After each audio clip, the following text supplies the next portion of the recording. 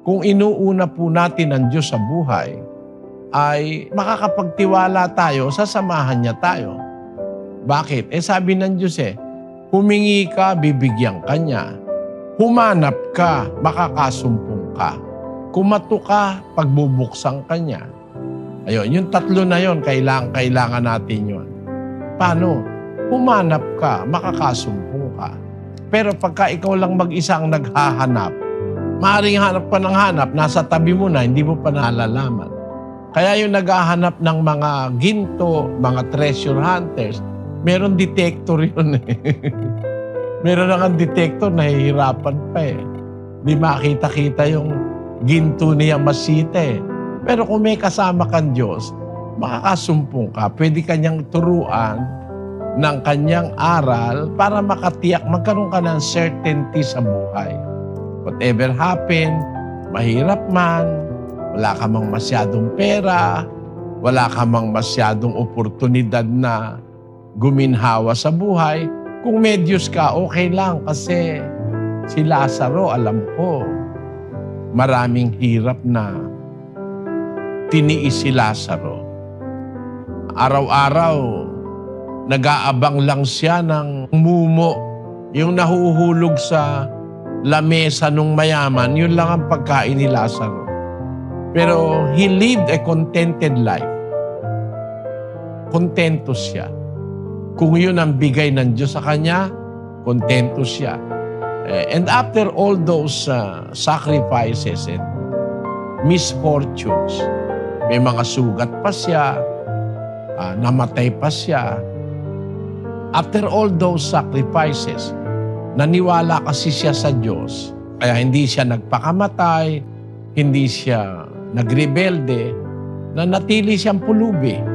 Tawag sa kanya sa Biblia, pulubi. Nang mamatay siya, may pag-asa siya. Dinala siya sa sinapupunan ni Abraham ng mga anghel. At yun ang hindi natin napapaghandaan karaniwan sa atin. Para bang ang buhay natin dito lang sa mundo, yun ang misassessment ng tao. Habang nabubuhay siya sa mundo, puro lang sa mundo ang kaisipan niya. Hindi niya alam na merong buhay na darating na buhay na mas maganda, buhay na dapat nating nasain, na yun ang buhay na walang hanggan. Salita po ng Diyos ang nagsasabi niyan na hindi ang katapusan natin o ang ating buong istorya ay dito sa mundo. There is life after our life on earth. And it depends on our choice and preference in which part of eternity we are going to. Kasi dalawa po ang sinasabi ng Biblia, 5:28 ng Juan. Huwag ninyong ipanggilalas ito sapagkat dumarating ang oras na ang lahat ng nangasalibingan ay makaririnig ng kanyang tinig at magsisilabas. Ang mga nagsigawa ng mabuti ay sa pagkabuhay na mag-uli sa buhay at ang mga nagsigawa ng masama ay sa pagkabuhay na mag-uli sa paghatol. Dalawa po ang pupuntahan ng tao. There will be a resurrection. Ang gumawa ng mabuti, mabubuhay na mag-uli sa buhay na walang hanggan. At ang nagsigawa ng masama sa pagkabuhay na mag-uli sa paghatol. Kaya ngayon pa lang, dapat aware na tayo na merong dumarating in the future na hindi natin maiiwasan. Mamamatay tayo.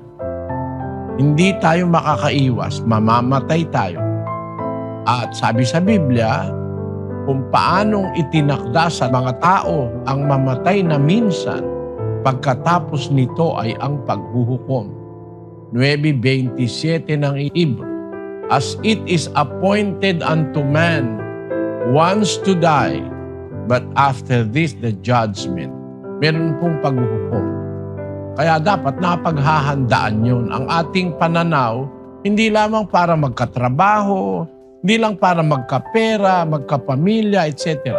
Una, dapat may pananaw tayo na merong lumikha sa ating Diyos. At yung Diyos na lumikha sa atin, meron siyang intensyon. Ba't niya tayo nilikha? Ano ang dahilan ng ating existence? Bakit tayo umiiral? Dapat maintindihan ito ng tao eh. So that we can live our lives according to the will of the one who created us.